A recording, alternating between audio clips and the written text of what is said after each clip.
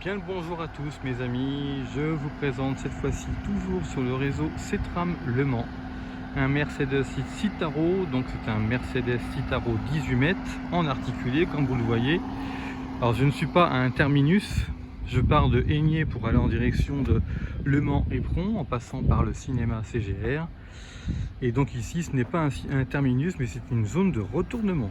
Ça a été construit, donc cette petite place a été réalisée uniquement pour que le bus puisse faire son retournement. Vous voyez, on voit la place derrière. Hein. Donc on arrive d'en face, voilà, on fait le tour et on arrive par là. Alors j'ai laissé le bus un petit peu allumé parce qu'il fait chaud, hein, il fait je sais pas combien, 27 ou 28 degrés. Donc là je vous présente le Citaro, donc c'est un petit peu la même sellerie que sur les autres bus, hein, notamment sur les... je vous ai montré l'Agora, le Citelis, l'Urbanway. Donc là maintenant, voici le Mercedes Citaro avec une sellerie rouge, un intérieur gris. Hein. De toute façon, tous les bus de la Cetram ont le même coloris intérieur. Et puis bien sûr, la même sérigraphie extérieure. Voilà, voilà. Les sièges rouges, bien sûr. Et l'intérieur gris. Donc c'est un véhicule de 18 mètres, il fonctionne au gaz. Comme pour la plupart des bus, excepté les Citelis et les Agora. Sinon ils fonctionnent tous au gaz, hein. Donc celui-ci fonctionne au gaz avec une partie, avec un moteur électrique également. Donc voilà, bon je vais vous montrer vite fait l'aspect extérieur aussi en faisant tout le tour. Donc il a 4 portes, hein, c'est normal puisque c'est un articulé de 18 mètres. Donc il y a 2 portes, une porte avant, une porte médiane et puis 2 portes arrière, hein. Ou une porte arrière médiane on va dire et une porte extrémité arrière. Voilà, bon vous connaissez tous, hein, pour ceux qui sont conducteurs de bus, l'arrière du Citaro, même si ceux qui ne sont pas conducteurs de bus mais qui sont amoureux du bus entre guillemets. Donc on a, je sais pas si vous la voyez, puisqu'avec le, si vous la voyez peut-être, il y a une, donc c'est-à-dire il y a une girouette latérale arrière, une girouette latérale avant, et puis bien sûr il y a une girouette frontale, voilà, qui est la plus grande. Et bien sûr sur le côté gauche il n'y en a pas, hein, puisque c'est du côté droit qu'on monte. Donc voilà, bon, c'est un chouette véhicule. Donc je vous disais une motorisation qui fonctionne donc au gaz avec un moteur électrique qui le rend donc beaucoup plus puissant. Sinon on a plusieurs boutons de demande d'arrêt demandé. On a en tout, j'ai compté, on en a 16 plus 2 boutons de demande de rampe handicapée. Voilà, voilà. Et puis bien sûr on a une demande pour les poussettes. Et également pour les personnes qui sont en situation de handicap, entre guillemets, mais qui sont valides, mais qui ont des difficultés, qui ont une canne par exemple, hein, c'est bien représenté, avec des boutons.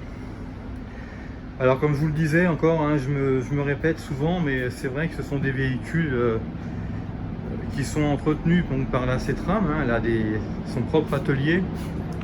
Et ce sont donc des véhicules qui sont forcément bien entretenus, tous, sans exception. Alors bien sûr, certains véhicules sont amenés chez nous à... Enfin je dis chez nous, ce serait plutôt à la Cetram, parce que moi je suis pas... La Cetram ce n'est pas chez moi. Certains véhicules seront destinés à être réformés et donc rayés de la carte du parc de bus. Ce qui est tout à fait normal puisque on part dans 13 minutes, vous voyez. J'ai un peu le temps de discuter avec vous. Hein. Parce qu'évidemment ils sont vraiment très anciens, hein, notamment les Agora, on en a vraiment de moins en moins. Il en reste sur le parc, hein, il en reste sur le parc, mais on en voit de moins en moins rouler parce qu'évidemment ils seront au fur et à mesure remplacés. Alors bien sûr, comme je vous le disais aussi, il va y avoir des bus électriques, probablement des Mercedes. Peut-être des Iveco, mais bon, je suis beaucoup moins sûr. On m'a laissé entendre que moi, il y aurait plutôt des Urbanway plutôt gaz et puis des Mercedes en électrique. Faut voir, on va voir comment ça se passe. au fur et à mesure. Donc ils vont créer un autre dépôt pour ça.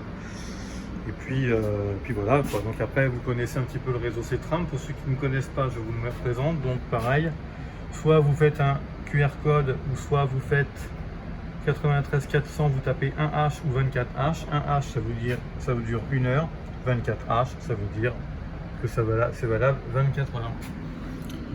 Voilà, donc je vous montre un petit peu. Donc ça c'est les valideurs pour ceux qui n'ont jamais vu. Donc ça vous rentrez le ticket et là vous scannez votre carte si c'est une carte. Sinon, alors globalement, je sais pas si vous verrez grand chose avec le soleil, mais bon, je profite de ce seul moment de pouvoir vous présenter le bus parce qu'après quand il y a du monde c'est un peu embêtant. Donc ça c'est la commande de chauffage et climatisation. Donc là il est en mode climatisation. Ensuite, vous avez donc l'ouverture et fermeture de la vitre conducteur latérale. Vous avez donc le réglage des rétroviseurs, des givrages, la ventilation, etc. Vous avez ensuite la lumière. Donc là, c'est pour les lumières passagers. Hein, ici, là, ici. Là, ici, c'est la lumière conducteur. Voilà. Après, vous avez les suspensions. Vous avez l'allumage des feux. Position de croisement, feu de brouillard avant, feu de brouillard arrière. Vous avez bien sûr un commodo avec clignotant et bien sûr vous avez aussi pour les essuie-glaces. Vous avez bien sûr les différentes commandes au volant. Hein, donc évidemment, bon là le téléphone, vous n'y pensez pas bien sûr. Sinon, qu'est-ce que je peux vous proposer? Alors sinon, oui, donc sinon quand on met en position, j'ai fait exprès tout à l'heure de le mettre comme ça. Donc vous voyez, vous avez une caméra de recul aussi, hein, quand il est en position marche arrière. J'appuie sur la pédale de frein, je me remets en neutre. Je vais couper le contact parce que évidemment, je suis en frein de part, évidemment. Je coupe. Voilà, pas la peine de le faire tourner pour rien. Il reste encore à peu près 10 minutes. Donc sinon, bah, voilà le cockpit un petit peu, hein, comment ça fonctionne. Donc là, si j'appuie par exemple sur les différentes portes ou sur des verrouillages, bah, vous allez avoir, vous voyez, une caméra hein, qui va vous indiquer un petit peu en accompagnement du rétroviseur voyageur. Voilà, ça se referme. Voilà, ensuite, donc après vous avez le brake valve, ici sinon vous avez donc le brake valve, ici ça vous allume un petit bouton, en fait c'est quand vous appuyez sur le bouton arrêt demander, je vais voir si je peux essayer de vous le mettre en fonction ou pas, ça dépend si moteur allumé, je suis pas certain que ça fonctionne, moteur éteint, je suis pas certain que ça fonctionne, on va regarder, sinon je rallume les moteurs, c'est pas grave, hein. Non, c'est pas grave, on va rallumer le moteur, alors j'en fais pour vous, hein. Alors, on va rallumer le moteur.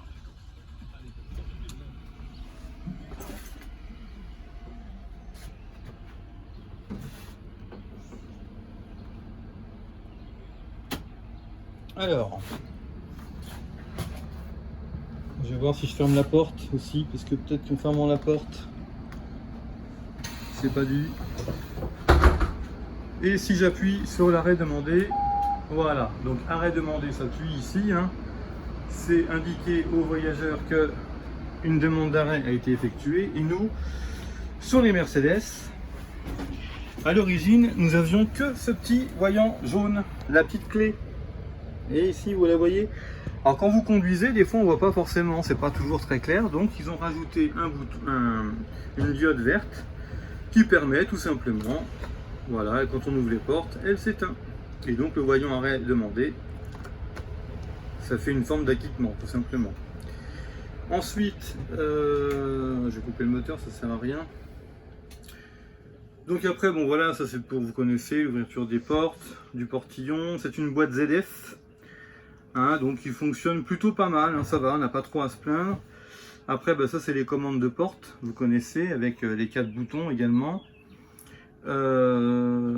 Le déploiement et le rangement de la palette pour les personnes qui sont en fauteuil roulant, le bouton de réarmement, ça vous connaissez pour ceux qui roulent, l'ICS pour nous en tant que RATP, SAE pour la C-Tram, le radio. Voilà, la radio. Alors bien sûr, hein, il y en a un qui m'a dit une fois, je comprends pas parce que vous n'avez pas de chronotachygraphe. Alors effectivement, on fait du bus urbain et donc on a des feuilles. Et c'est un peu nos feuilles de route. Et donc sur les transports urbains, dans beaucoup de réseaux, on est dispensé d'utiliser une carte chronotachygraphe ou de disque, pour ceux qui roulent avec des disques, mais ça se fait de moins en moins. La girouette, voilà, la girouette. Et puis bah, vous avez sinon la lumière aussi, hein, qu'on peut mettre, vous voyez, sur deux endroits. Je sais pas si vous voyez, voilà, je suis pas un très bon vidéaste. Et puis vous avez bien sûr des caméras, voilà. Vous avez des caméras, donc sinon il n'y a rien d'extraordinaire. Là, nous, sur ces véhicules-là, puisque les Mercedes sont les seuls à avoir une largeur de 2,55 m. La plupart, et en plus on a un petit feu de gabarit. On a mis ça en fait avec une protection. Alors généralement, bon, moi je m'en préoccupe pas trop parce que je m'accoste ni trop loin ni trop près. Et vous voyez, on est obligé de faire attention à cause, tout simplement, on a mis en plus donc cette petite butée. C'est pour préserver en fait la rampe PMR quand on arrive sur un trottoir. Vous savez, des fois quand on arrive sur un angle de trottoir qui est un peu haut, ça peut effectivement donc poser problème. Donc c'est pour ça qu'on alerte que sur ces bus là, c'est un petit peu comme les MAN à Paris, hein, les MAN Lyon City, qu'ils soient hybrides ou pas, ou les vieux ou les neufs, ils sont à 2,55 m. Les Mercedes Citaro, c'est pareil. Alors il y a quelques autres, il y a une autre similitude aussi, c'est la hauteur du poste de conduite. Le poste de conduite chez Mercedes, c'est comme chez MAN, c'est un petit peu bas. Mais bon, ça reste quand même très confortable, hein. MAN et Mercedes, en termes de confort, suspension, c'est très bien. C'est vraiment sympa. Sinon, que vous dire d'autre? Bah, ce sont des véhicules qui sont très agréables, qui sont bien équipés pour des bus urbains, c'est plutôt pas mal. Sinon, que vous dire? Bah, sinon, vous voyez, c'est indiqué, hein. Attention, largeur à 2,55 m, accostage à adapter, plus feu de gabarit de protection, palette PMR. Vous voyez, voilà, bon, sinon, après, il n'y a rien à rajouter. Que vous dire de plus sur ces bus-là? Bah, écoutez, ça fonctionne, ouais, vraiment très bien. Oui, j'ai oublié de vous dire aussi, je crois qu'il doit y avoir aussi, enfin, je peux y aller, hein, parce que je l'ai essayé, je l'ai réglé tout à l'heure, il y a le réglage du volant qui se situe ici. Hein, donc quand on appuie ici, ça permet de déverrouiller en mettant le frein de parc, l'inclinaison et la hauteur du volant. Alors par contre, ce qui m'interpelle toujours chez Mercedes par rapport à l'Iveco, c'est qu'Iveco, en fait, on a des pédales vraiment, excusez-moi, j'appelle ça des pédales de poids lourd, hein, avec l'articulation des pédales qui se fait au plancher. Alors que là, vous voyez, ce sont des pédales, on dirait des pédales de voiture. Voilà, donc ça c'est un petit peu ce que je reproche. Et puis bien sûr, c'est assez proche de la colonne, je trouve. C'est pas super fun, mais bon, ça reste quand même des bons véhicules par rapport à certains modèles qu'on a pu connaître avant.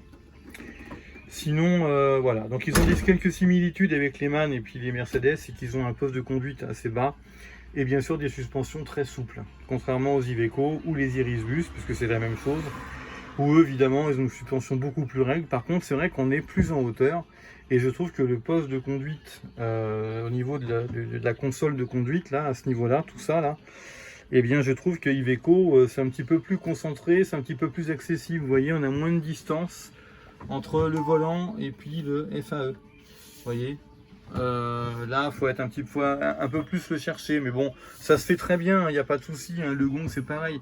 Je préfère quand même les Mercedes Citaro aux MAN Lyon City, notamment les RATP. Vous savez, c'était le poste de conduite qui était un petit peu incurvé avec des comment on appelle ça, des boutons qui étaient tactiles. Alors il y en a toujours à les RATP, hein, des boutons tactiles. Et le FAE qui était un simple bouton qui se trouvait à ce niveau-là, et c'était vraiment pas pratique. Le gong il était genre ici, hein. Enfin bon, c'était pas du tout adapté. Que là, malgré tout, sur les Citaro, c'est quand même un peu mieux que les MAN Lyon City hybrides qui a la régie. Sinon, mais bon, ils se sont rattrapés avec les Oliès Bus GX337 électriques qui sont très bien. Je trouve que les suspensions chez Oliès, les nouveaux là, ils se sont un petit peu améliorés. c'est un petit peu plus souple, on va dire. Faut voir après avec le temps ce que ça fera en vieillissant, si ça vieillit bien ou pas. Alors ils avaient souvent des problèmes de chauffage notamment. Là maintenant je sais pas ce que ça vaut. Hein, je sais pas, j'en prends pas beaucoup en ce moment. Je suis souvent sur le réseau Cetram. On verra après par la suite. Mais bon voilà, sinon il n'y a pas grand chose à expliquer là-dessus. Hein. Ça reste en tout cas sur Mercedes Citaro de très bons véhicules. Les MAN, le Leon Society, je pense qu'ils ont vieilli un petit peu, les RATP. Ils en ont sorti des nouveaux hein, qui sont très bien d'ailleurs, enfin je pense très bien. J'en ai essayé un mais pas longtemps, donc j'ai pas pu analyser en profondeur et avoir une appréciation suffisamment correcte, mais j'ai trouvé qu'ils étaient pas mal. Bon, ça reste voilà, ça reste du MAN, ça reste du... ça reste, voilà, ils sont propres à leur identité. Hein. Bon, sinon, il n'y a rien d'expliqué là-dessus. Et sur les Citaro, comme celui-ci, là, c'est pareil. Ça reste des bons véhicules. Voilà. Bon, je vous dis à très bientôt. Bon courage. Moi, je vais bientôt repartir. Vous voyez, dans un petit peu moins d'une minute, je vais repartir. Donc, je vous dis bon courage. J'espère que la vidéo vous a plu. Et comme je vous l'ai dit dans une précédente vidéo, ou si je vous l'ai pas dit, ça sera dit, je ferai des vidéos de différentes lignes sur le réseau Cetram pour ceux qui s'intéressent. J'attends juste de pouvoir le faire dans de bonnes conditions. Je vous dis à bientôt. Salut.